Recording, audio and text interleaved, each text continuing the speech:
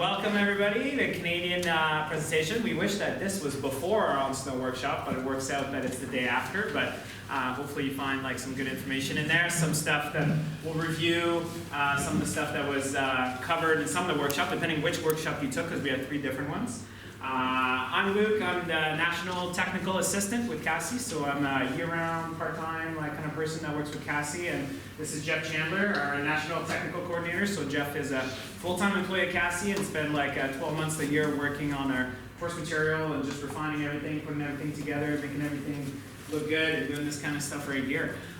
So both of us will take you through some of the thoughts that we have on snowboarding, the state of snowboarding and where it is right now, and some opportunity I think for the industry of snowboarding, and where kind of us as snowboard instructor around the world, how do we fit in there. And we'll also review a little bit of our technical model, and like I said, some of the stuff that we covered in our workshop yesterday there. So we'll cover it, we'll start it up with a little video there to get you guys into it, which is represents a little bit in the last year or year and a half, those types of video have been popping up everywhere, which is really, I think, more representative of what snowboarding is to me and to us. The lost art of turning, and a little bit less about the triple corks and the quad corks, which are just mind-blowing and super impressive, and quite an impressive display of skill. But turning is also a trick, and it's a trick. It was the first one, and it's the hardest one to kind of polish and perfect over the years. So this will get us going, and then we'll have a little talk about that.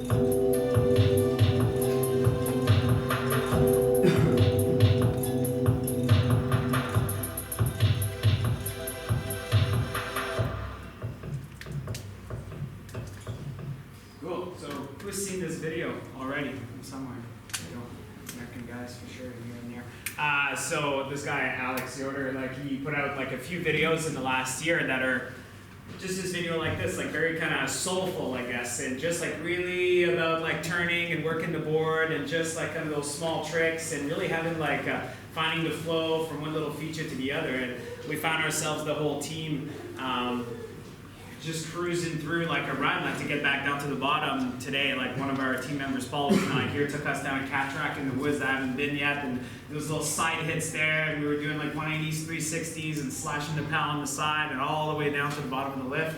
And that's really what snowboarding is, to me.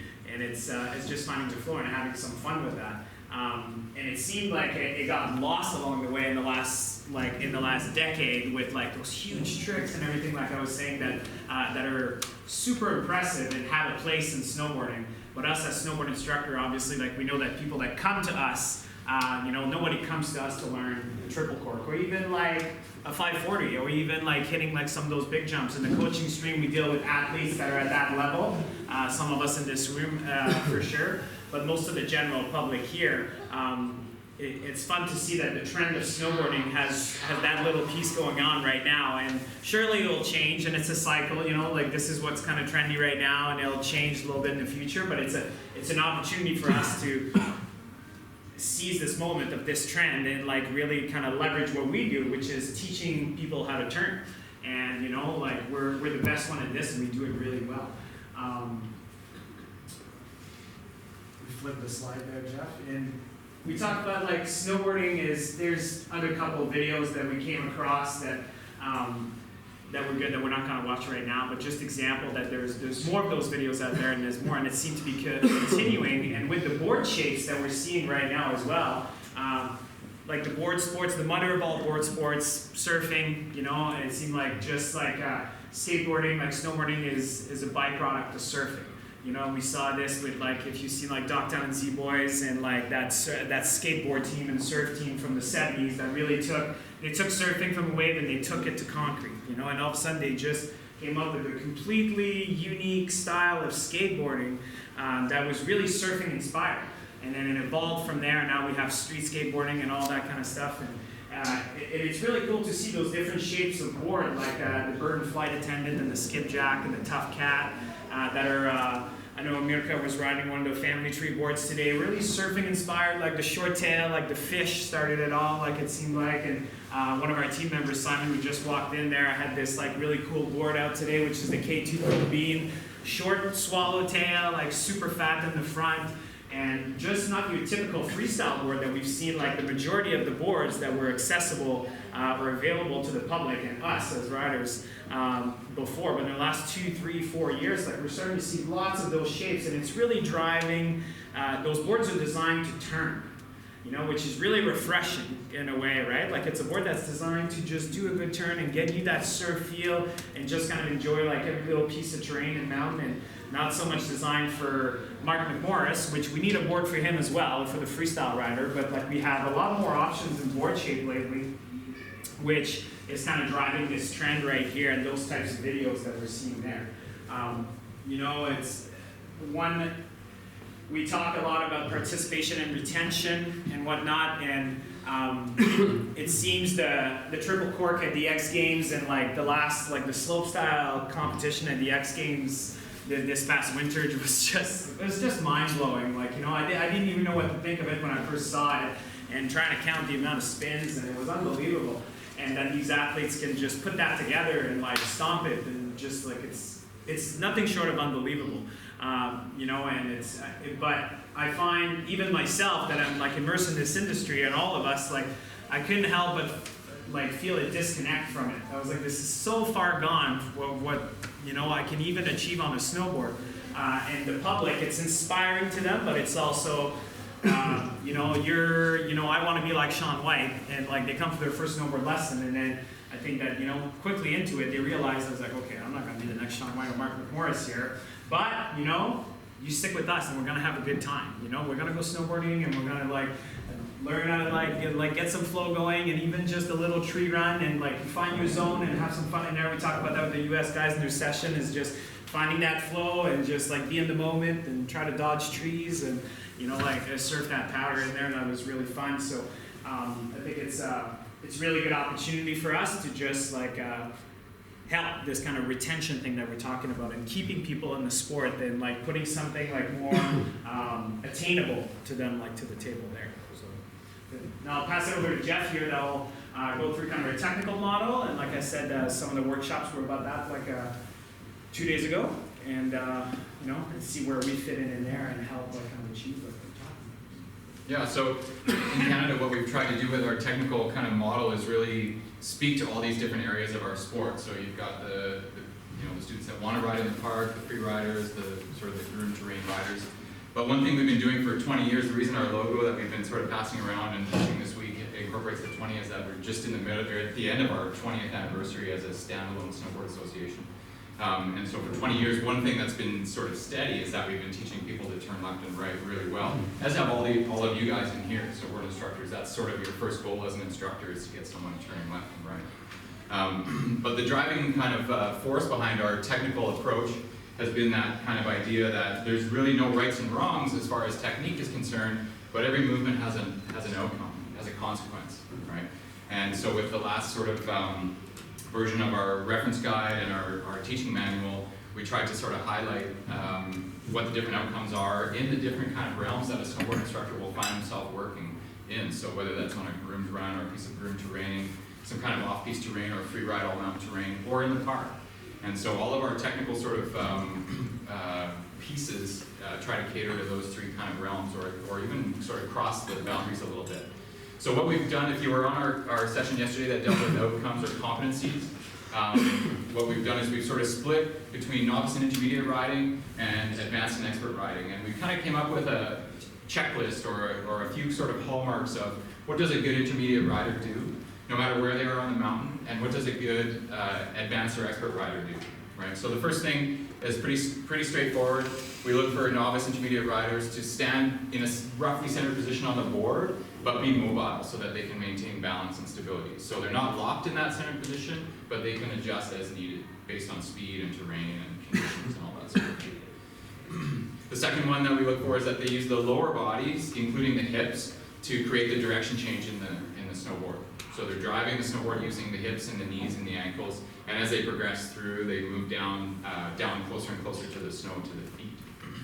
And then the third one that we look for from our novice or intermediate riders, which also would include our level 1 and 2 instructor certification, which goes up to that intermediate level, is this idea of being able to get grip with the edge relative to terrain for an intermediate rider, but combining leaning and bending or inclination and angulation to get the snowboard to hook up at least a little bit, right? And so what we found with those three things is it's a really good analysis tool for, say, a new instructor who's watching someone ride for the first time. Are they standing roughly in the center and can they adjust? Yes or no? Are they using the lower body, hips down to create the direction change? Yes or no? And are they using that combination of tipping plus bending to get the edge to hook up a little bit? And if one of those things is out, then that's a point that they can use to deliver some type of improvement. So we just have a little visual here showing these kind of in action or in sort of a demonstration sort of format. No music on this one. Yeah.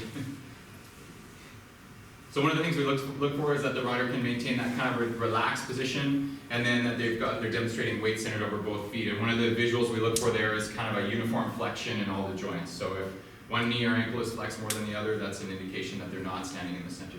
Turning with the lower body, like we said, getting the board to change direction by using the knees and feet, and keeping in mind that a novice will have less ability to use those finer movements than, say, an intermediate or above. And that's really for efficiency, so that there's no sort of unwanted or unneeded upper body movement. And then balance over the working edge, or that ability to create some grip. So moving the center of mass to the inside as much as is needed, and also countering that with a little bit of bending or lowering the center of mass to deal with the forces that come with edging.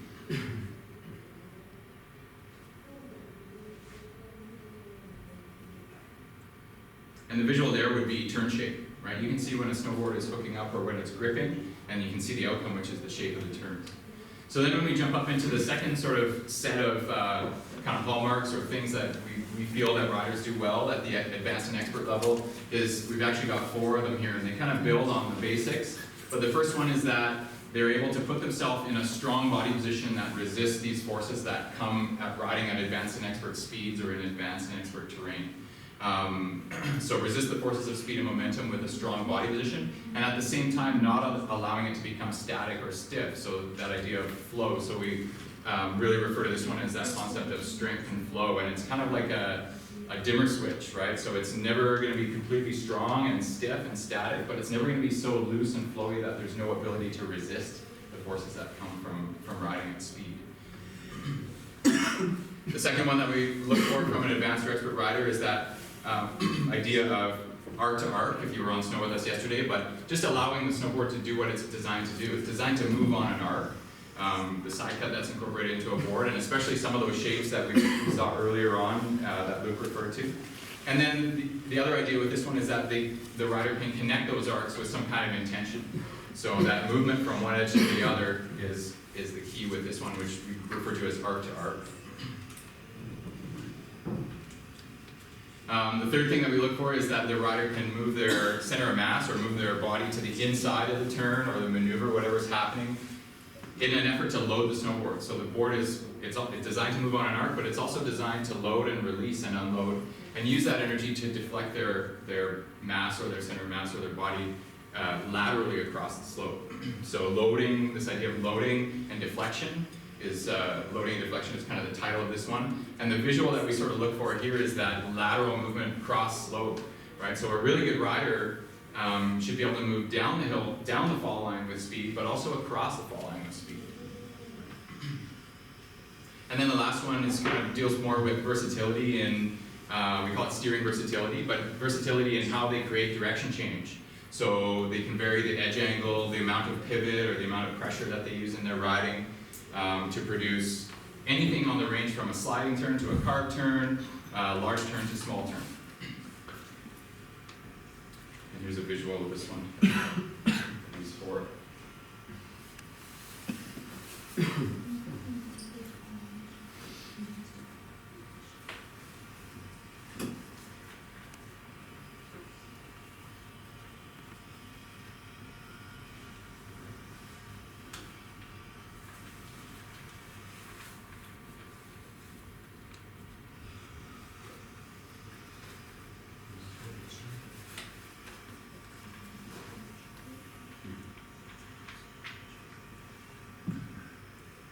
You really see here the idea of like positioning yourself inside the arc to be in a position to resist the forces that the arc and the speed are creating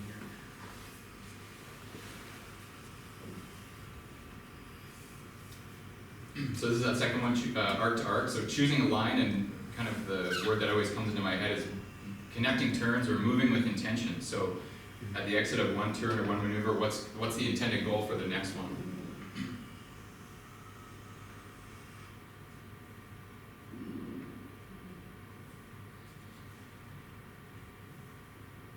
You see it well here, like you see the board bending and like pushing, like Jeff's board is just snapping back, right? And it's getting deflected at 45 degree kind of down and across the hill and, you know, flowing nicely into the next turn.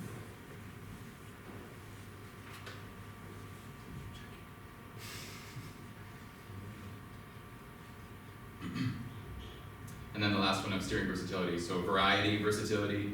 And a big point there is the ability to control, maintain, produce, generate speed by tapping into that energy in the snowboard. So we've always had this skills concept, which I think a lot of countries have now, and for years we've been coming to Interski and talking about our 5-skill sort of model, which sort of is made up of these things: position and balance, pivot, edging, pressure, timing, coordination. And really these are the movements, these are the ingredients that create the outcomes that we've gone through already. And so the reason for this change was we were finding that instructors, when they were teaching, were kind of replacing outcomes with skills, and the skills are just a collection of movements. All along we've used these skills just to kind of simplify the language for instructors to sort of know, you know, the characteristics of good position and balance, and the characteristics or movements associated with getting the board to pivot. And it lacked a real kind of real world outcome that you could watch someone ride and say, that's good position and balance, or that was great edging. And to another extreme, we even have instructors teaching lessons and saying, let's ride down here with good timing and coordination. But what does that mean? So that was the challenge that we were finding that kind of spurred the change. So if you want to know more about that technical stuff, we've handed these out, and if you didn't get one of these, you can come up and grab one. We've got all of our reference materials, manuals, course guides, videos, standards videos, all that stuff available for download, and there's a password on this little card here as well. I think our big sort of goal here with this short presentation today was just to kind of generate a little bit of thought and discussion, and if you have any questions or comments about, especially the first half that we've talked about, kind of the state of what we're seeing in snowboard media, I think the big message here is that it's a great time for us as instructors to capitalize on that and use what we do well to really drive that idea of participation and retention. So, thanks very much. If you have any questions, does anyone have questions?